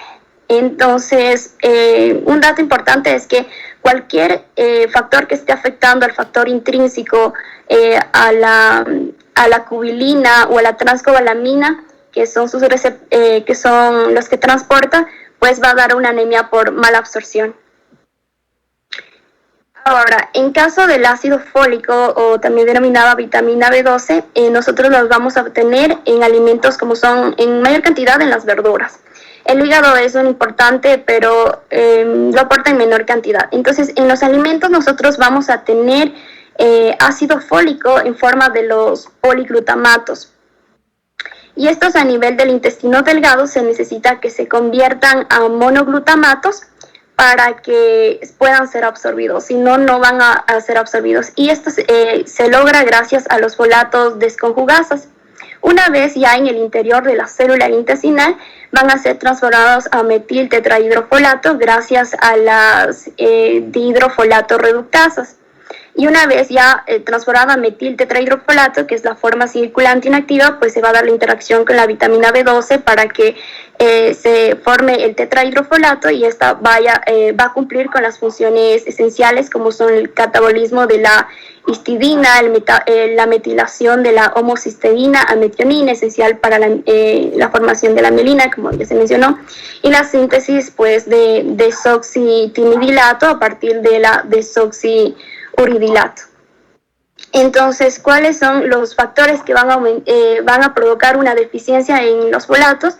Es un aporte insuficiente, lo vamos a tener en ancianos malnutridos, en personas con dietas especiales, en alcoholismo, que es una patogenia multifactorial, en un aumento fisiológico de las necesidades, como en el periodo del crecimiento, en el embarazo, un aumento patológico de las necesidades en casos de estados hemolíticos crónicos, el síndrome mieloproliferativo en caso de neoplasias, dermatitis exfoliativas, también en casos de malabsorción, como se da en el esplorrea tropical, que es una enfermedad infecciosa, en la enfermedad de Crohn, en la gastrostomía parcial, en el linfoma, también en los hipotiroidismo y en el alcoholismo. Asimismo, también vamos a encontrar alteraciones metabólicas, como por ejemplo fármacos que pueden afectar, como son los citostáticos, los antiepilépticos, los anticonceptivos, antibióticos. Una avitamitosis de la vitamina C también va a provocarlas, las intoxicaciones alcohólicas, las hepatopatías crónicas y la carencia de la vitamina B12.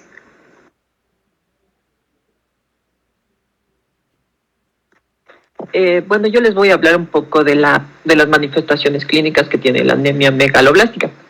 Entre ellas tenemos una piel pálida, amarillenta, por lo que ya dijo mi compañera, que la destrucción de matriz igual a la liberación de lactato deshidrogenasa.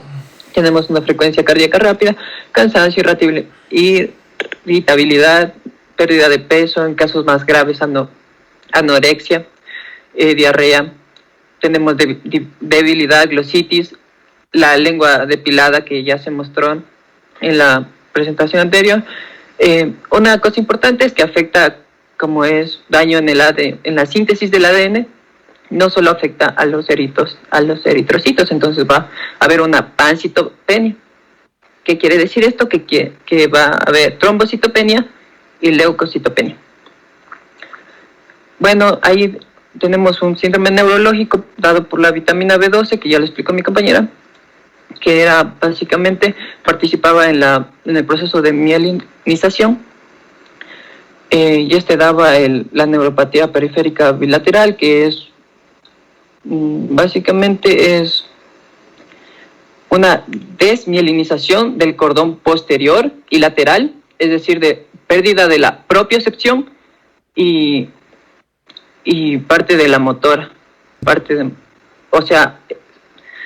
es como que está más débil y pierde como la sensibilidad profunda dependiendo de dónde esté la lesión. También te hablaba de otras causas neurológicas, como son la atrofia del nervio óptico, demencia, depresión, algunos signos, el signo de Romberg, esta marcha en estrella, y el signo de Lermit, que es básicamente hacerle sentar al paciente y que baje el cuello y que sienta como un cosquilleo en la espalda. Tenía un video, pero bueno, solo es básicamente que baje el cuello y sentir ese cosquilleo. También se puede haber anosmia, ageusia, bueno, pérdida del olfato, pérdida del gusto. Y bueno, creo que esas serían las manifestaciones clínicas. El diagnóstico, perdón. Ya, el diagnóstico sería un valor corpuscular medio alto, como ya lo dijo mi compañera, también un HCM un poco alto, normal, del hemograma, pero lo que sí se ven es como ya lo dijo mi compañera, los eritrocitos aumentados de tamaño y con forma ovalocitos, y también tenemos a los granulocitos hipersegmentados, que son característicos y que los diferencian de otras patologías como la aplasia medular. Tenemos una megaeritropoiesis, que también ya explicó, y el inicio es insidioso y lento. Pues esa aplasia. Ya ahí podemos ver ¿cómo se llama? El segmentado, el granulocito muy segmentado. Yep. Así. También lo que se puede buscar son, como ya dijo mi compañera, hay falta de estas dos vitaminas, entonces vamos a buscarlas en suero, niveles de vitamina B12 y B9, pero aquí es importante porque la vitamina B9 o ácido fólico a veces te arroja resultados que no son muy concluyentes, y por eso se usa más los folatos intraeritrocitarios. Esto es un dato importante para ver la reserva de folatos del organismo. Bueno, ahí tenemos los valores normales, como son 3 a 7 nanogramos por mililitro para ácido fólico, y para B12 es 150 a 700 picomoles. Y aquí podemos hacer el test de Schilling, que es básicamente tú le das vitamina B12 oral. Esta debe tener algo especial, está marcada. Luego de 2 horas, tú le inyectas vitamina B12 no radioactiva. Esta vitamina B12 no radioactiva lo que hace es que satura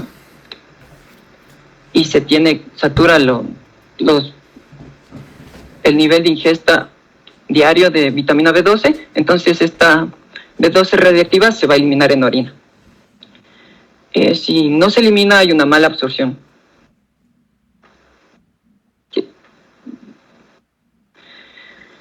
Aquí es importante en la deficiencia de B12 porque hay algo llamado anemia perniciosa, que se da en las personas ya un poco adultas, 60, 75 años, encontré esas 2 edades. Bueno, esto que presentan anticuerpos contra las células parietales y el factor intrínseco. Como ahí podemos ver, el 90% presenta anticuerpos contra, esas células parietales y el 70% contra factor intrínseco. Si prestaron atención a mi compañera, ella les dijo el papel fundamental de transporte que va con la cobalamina, que la separa con el ácido clorhídrico a nivel del estómago. Bueno, no voy a repetir. Esta prueba tiene una especificidad del 95% y una sensibilidad de entre el 50 y el 84%. Pásale. Ya. Es importante que ustedes identifiquen los niveles o qué vitamina falta. Entonces, si es cobalamina o vitamina B12, en el Harrison dice que las inyecciones deben ser de por vida, y en el Reino Unido se usa hidroxicobalamina y en Estados Unidos la cianocobalamina. La administración básicamente es intramuscular, 100.000 microgramos, y en caso de, como ya les dijo mi compañera, una gastrectomía o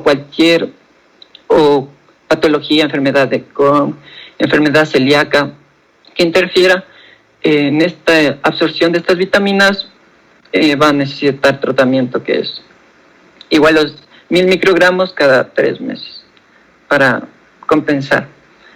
Es importante saber que la vitamina B12 tiene unas reservas de 3 años, a diferencia de como ya lo dijo mi compañera otra vez, la B9, que son 3-4 meses nomás. En esta es dosis oral cada 4 meses. A los 4 meses se ve la mejoría. Y volvemos aquí a cualquier cirugía bariátrica o para adelgazar. También se puede usar inyección intramuscular cada 2 días por 1 mes. Y en los casos leves puedes dar suplementos, como en el caso de un embarazo, que también se necesitaban los 400 microgramos para el aporte, para el desarrollo del feto, del sistema nervioso del feto. Y esto es un resumen básicamente de toda la anemia macrocítica. Lo digo. Bueno, ahí están las referencias. Ya, muy bien. Al inicio.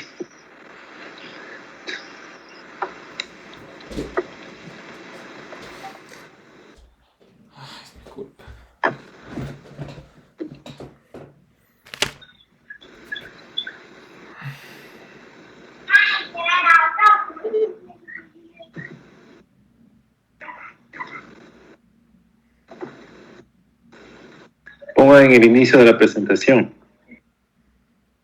Sí, de aquí lo pongo.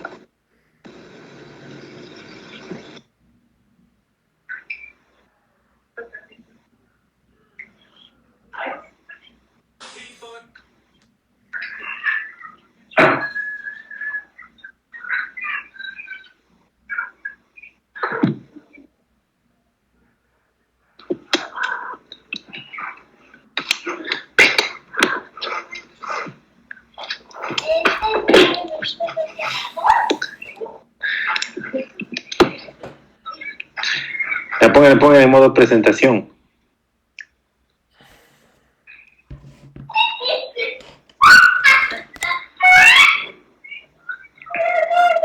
Ya, entonces, bueno, vamos con la otra anemia hiporregenerativa, o sea, común, pero obviamente la segunda en frecuencia, ¿no? Como es la anemia megaloblástica, que ojo, no es lo mismo, no es un sinónimo la anemia megaloblástica que macrocitosis, ¿no? Eso dijo ahí, la anemia megaloblástica solo macrocitosis, no es así. Puede haber anemias con macrocitosis y no ser megaloblásticas, que ya lo pude explicar después de una diapositiva posterior, pero hay que tener muy en cuenta. Por eso, insisto, no sé por qué tienen esa fijación de cuando ven una anemia, el volumen de macrocitosis, microcitosis. Siempre empezar por las hiporregenerativas o hiperregenerativas, si no, nos confundimos. Perdón. Entonces, siguiente. Ya, ojo con esta situación, ¿no? Básicamente, una de las principales diferencias, o bueno, características de esta anemia megaloblástica, es que obviamente el ácido fólico y la vitamina B12 no solo intervienen en la formación de glóbulos rojos, sino también están interviniendo en la formación de glóbulos blancos y obviamente plaquetas también.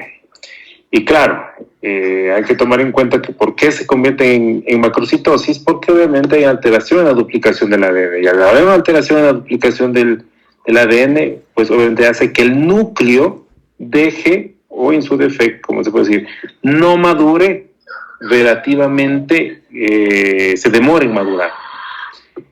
A diferencia del citoplasma, que en cambio, si es que el citoplasma madura correctamente, pues hay un asincronismo maturativo, es decir, citoplasmas maduros con núcleos inmaduros. ¿Sí? Esa es la principal característica de esta anemia. Y eso es lo que produce la macrocitosis y los ovalocitos, ¿no? Esa es la situación. O sea, salen citoplasmas grandes. ¿Por qué? Porque obviamente el núcleo tuvo que ser expulsado antes porque no pudo madurar correctamente y por eso se quedaron grandes. Por eso la macrocitosis. Siguiente.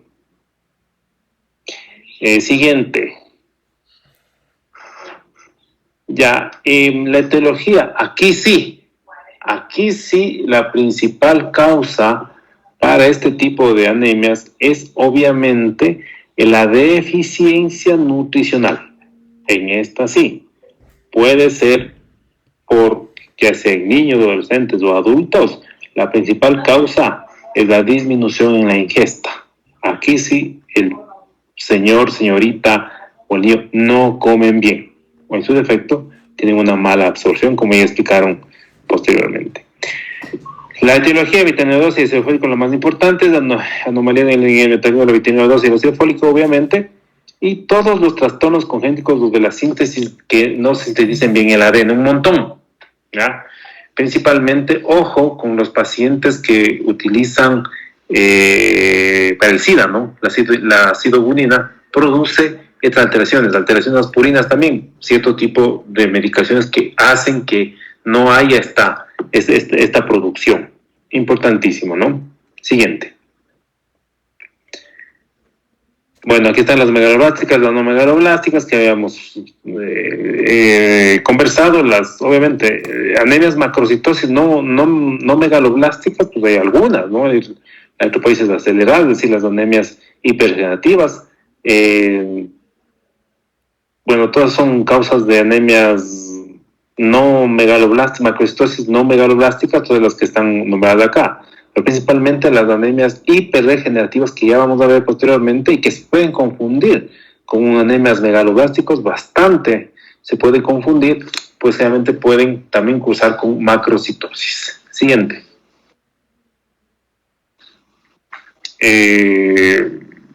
Bueno, y todas estas situaciones de los aportes diarios, estas cosas que están importantes, pero no voy a hablar de eso. Siguiente. Ya, la fisiopatología. La fisiopatología, pues obviamente, la alteración básica es la alteración y el factor intrínseco. Si no existe factor intrínseco, pues básicamente la vitamina B12 y el ácido fólico no se absorben.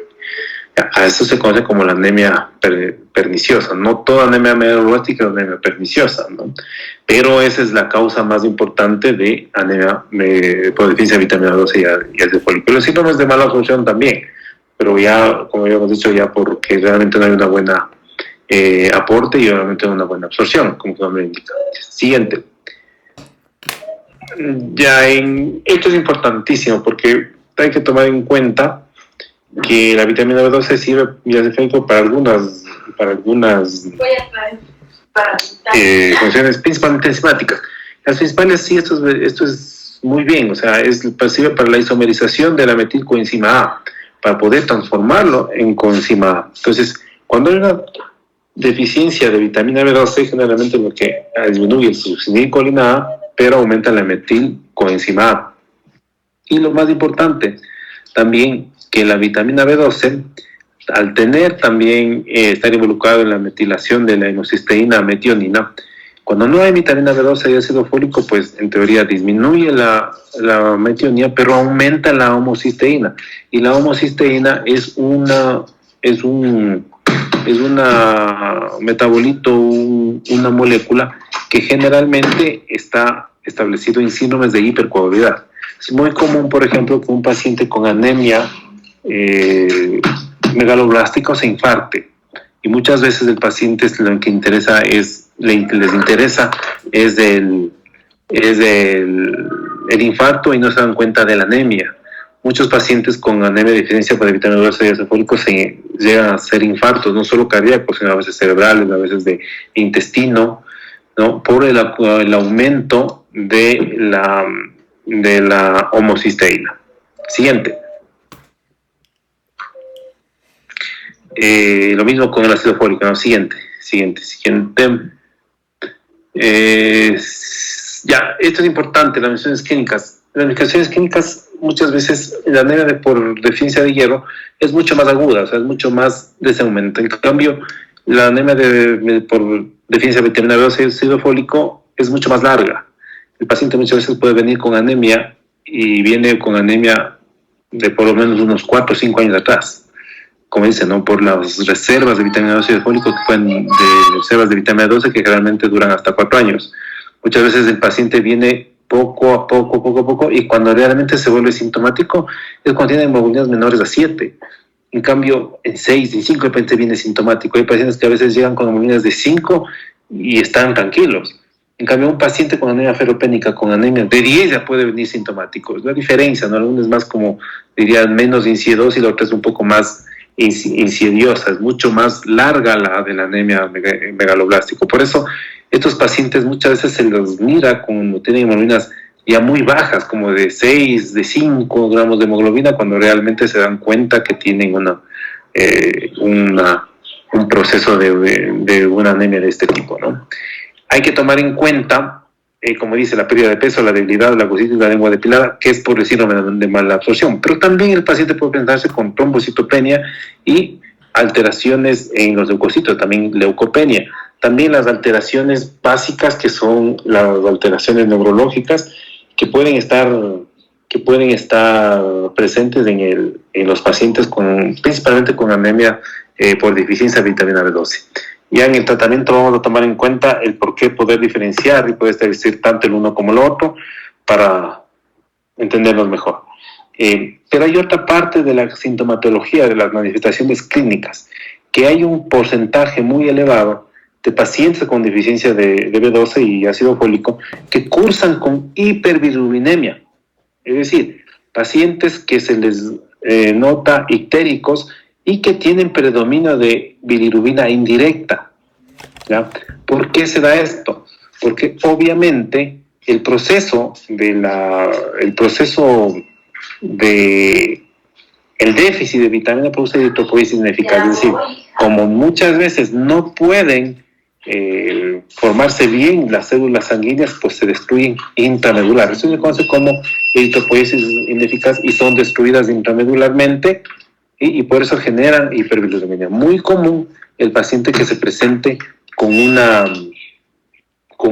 ictericia marcada, y muchas veces los pacientes con anemia megaloblástica se confunden con pacientes con alteraciones hepáticas con hiperbilirubinemia. ¿Sí? Siguiente. Ya, en lo que es el diagnóstico, ojo con lo siguiente: el volumen corpuscular medio alto, sí, es verdad, pero es muy característico en estas anemias el volumen corpuscular medio que supere los 120 femtolitros. A veces lo que están entre 100, 110, 115, sí, son macrocíticos, pero para decir que realmente sea una deficiencia de anemia de vitamina B12 y ácido fólico, el volumen corpuscular medio generalmente suele estar mayor a 120. La sangre periférica obviamente se va a encontrar los macrocitos, los granulocitos hipersegmentados, es decir, los neutrófilos hipersegmentados, que es una de las características más importantes que nos permiten hacer el diagnóstico precozmente, porque eso se puede ver antes de estar solicitando la vitamina D, el dosaje de vitamina B12 y ácido fólico.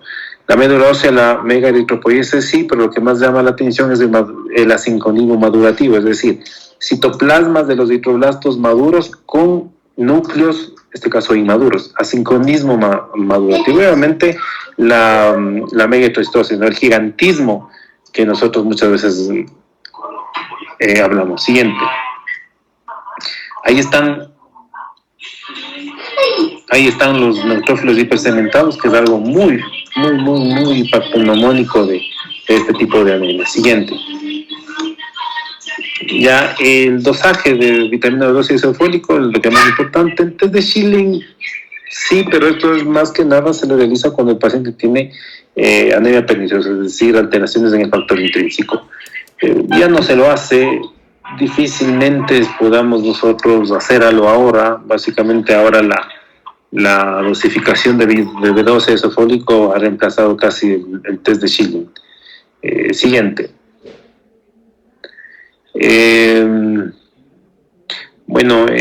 La escobalamina y el dosaje, esto se lo puede hacer por ELISA, por otros métodos, y son los que generalmente son importantes. Lo importante es lo que dice, ¿no? La especificidad es del 95%, es decir, que si es que la vitamina B12 y el ácido fólico son normales, pues descartamos. La disminución no es siempre establecida, pero ya ayuda bastante. Siguiente. A ver, vamos un poquito. ¿Qué me quedó en la atrás? En el diagnóstico falta algo importantísimo, la hiperbilirubinemia. La hiperbilirubinemia muchas veces es importante, como les había explicado, por eritropoiesis ineficaz.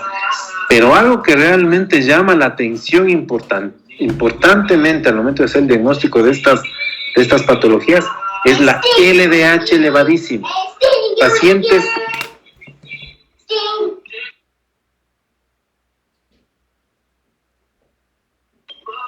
la LDH muy elevada. Muchas veces estos pacientes son los que tienen estos cuadros, son los que a veces presentan las LDH mucho más elevadas que en otras patologías. Se pueden encontrar las LDH mayores a 1000, de 2000, de 3000, hasta a veces se encuentra de 4000 LDH de 4000. Eso es muy característico de la anemia de vitamina B12. Situación que, por ejemplo, nos ayuda a diferenciar de otras patologías, en las cuales la LDH, que a veces puede estar alta, pero generalmente no está tan alta, ¿sí? La LDH es algo que es muy, muy, muy específico. Para retomar un poco de lo que habíamos conversado anteriormente, ¿no? ¿Por qué el diagnóstico más certero de deficiencia de vitamina B12 de ácido fólico es básicamente la dosificación de metilcoenzima, que seguramente se lo puede hacer en orina? ¿Por qué? Porque realmente ese es el más sensible, el examen más sensible para poder hacer el diagnóstico. ¿Por qué? Porque el aumento de metilcoenzima A es casi 99% de sensibilidad para la vitamina B12, la deficiencia de vitamina B12. ¿Listo? Siguiente. Ya, el tratamiento obviamente es reponer lo que uno generalmente tiene que hacer. Primero, obviamente, ver si es que hay una explicación para eso. Si hay una gastrectomía, si es un síndrome un síndrome de malabsorción. El Helicobacter pylori, por ejemplo, no solo puede dar anemia ferropénica, sino también puede cursar con anemia megaloblástica. Eso, el Helicobacter pylori vamos a tratar de toparlo cuando veamos anemia de procesos crónicos, pero básicamente el síndrome de absorción hay que tratar el síndrome de mala absorción, ¿ya? Si el paciente es vegano, pues hay que tratar de comenzar que coma carne. Pero el tratamiento en sí, básicamente tiene que ser, cuando es una anemia megaloblástica realmente estipulada, establecida, el tratamiento oral no es una buena elección. No hay respuesta de la anemia megaloblástica tratamiento oral. El tratamiento de la vitamina B2, de la deficiencia de vitamina B12 y ácido fólico, en este caso, la vitamina B12, es netamente parenteral, es decir, intravenoso o intramuscular. ¿Por qué? Porque el 90% de las alteraciones para que se puedan presentar son de mala absorción. Por tal razón, no se gana mucho, es incipiente dar vitamina B12 oral. No sirve, no da una buena respuesta, ¿no? Salvo que podamos erradicar el síndrome de mala absorción. Ahí tal vez, pero muchas veces eso no se puede a largo tiempo. Por ejemplo, pacientes con enfermedad de Crohn, los pacientes realmente no pueden utilizar vitamina B12 oral porque no se absorbe. Pacientes que tienen enfermedad perniciosa, es decir, alteración en el factor intrínseco, no sirve la vitamina B12 oral. Tiene que ser vitamina B12, en este caso intramuscular o intravenosa. El ácido fólico, como es más fácil de que se absorba, sí sirve para poder hacer el tratamiento de una manera oral. ¿Cómo va el tratamiento? No sé si tienen, dale el siguiente. ¿Aló?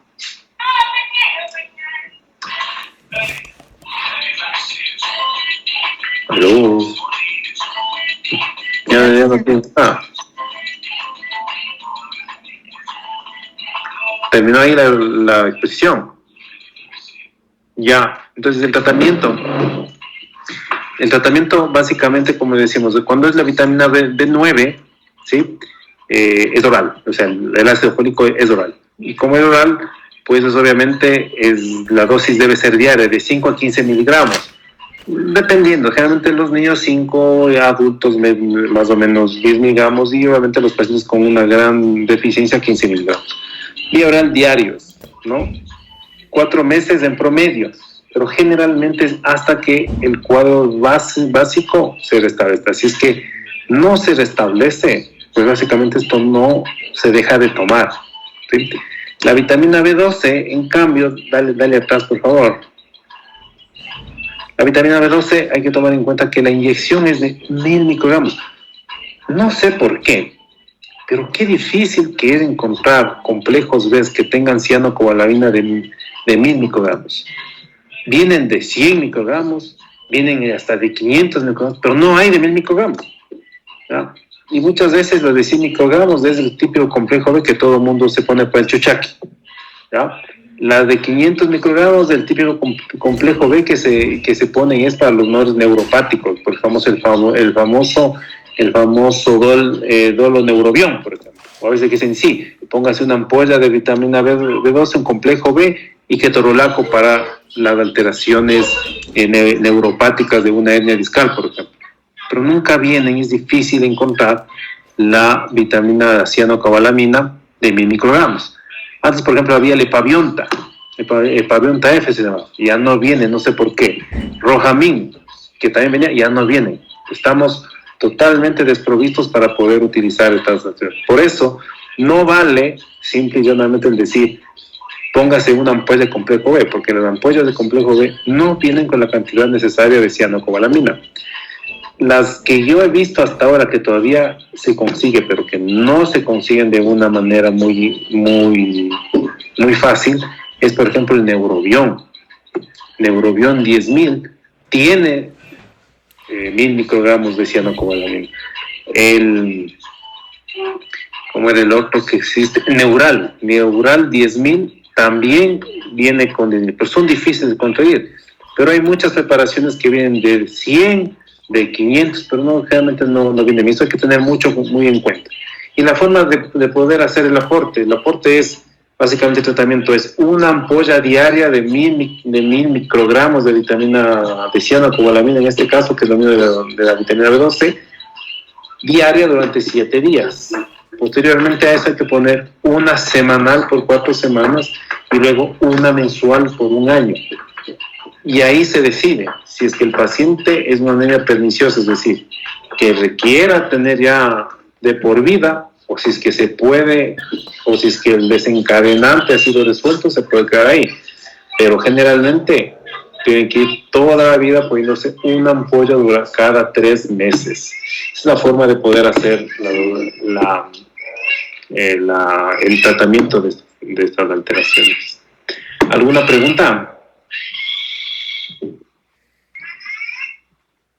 Sí, Doc, una pregunta sobre la hiperbilirubinemia.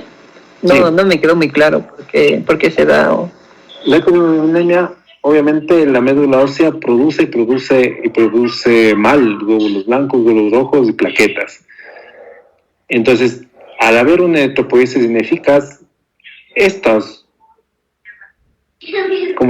glóbulos rojos, estos eritroblastos que no se forman bien, pues no salen a periferia y tienen que ser destruidos y se destruyen dentro de la médula ósea. Eso produce hiperbilirubinemia y por eso el paciente se presenta con ictericia. ¿Entendido? Sí, Doc, gracias. ¿Alguna otra pregunta? Una vez que ya se coloca una vitamina por vía parenteral, ¿en qué tiempo más o menos tendríamos que esperar para que ya exista una regresión de la anemia megaloblástica?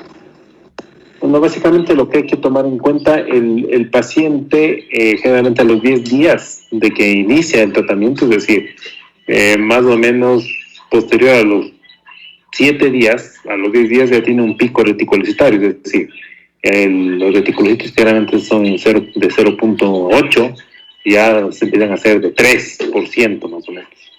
Y generalmente ya al mes el paciente ya tiene una respuesta óptima. Gracias, Doc. Ya.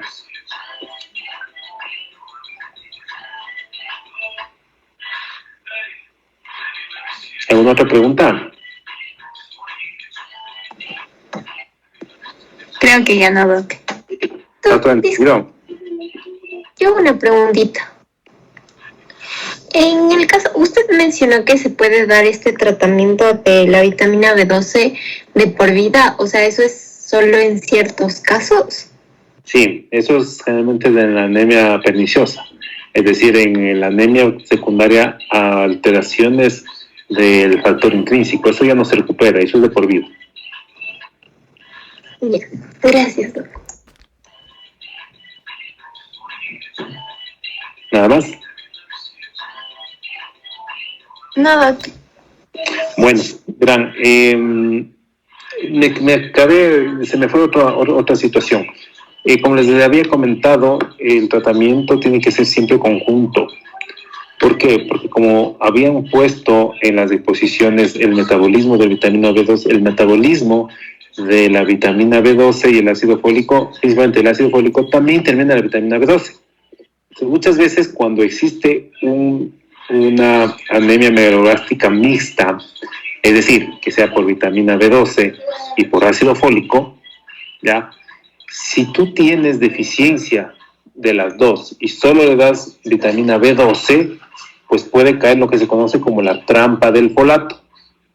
Es decir, aumenta la B12, pero como la B12 no tiene sustrato de ácido fólico, aumenta los metabolismos del ácido fólico y obviamente pueden empeorar los procesos neuronales, es decir, las alteraciones neuronales. Por eso, nunca, si no se está seguro que sea deficiencia exclusiva de B12, siempre la recomendación es dar vitamina B12 y ácido fólico. Nunca solo B12, salvo que estén totalmente seguros que solo es alteración de B12. ¿Entendido? Sí, doctor. Ya. No sé, me parece que no tenemos tiempo para continuar con anemia de procesos crónicos, creo, ¿no? No, doctor. Entonces quedaría ese tema para la próxima semana con 2 temas más. Sí, claro, obviamente, la anemia de procesos crónicos, y la siguiente por ver sería básicamente lo que es anemia drepanocítica. Ya. Y otra que es esferocitosis hereditaria. Ya, doctor. Listo. ¿Listo? Sí. Ya, entonces que les vaya bien. Y bueno, ojalá nos sigamos viendo. Ya, ¿Listo? muchas gracias, doctor. Ya, suerte a todos. Pasen bien.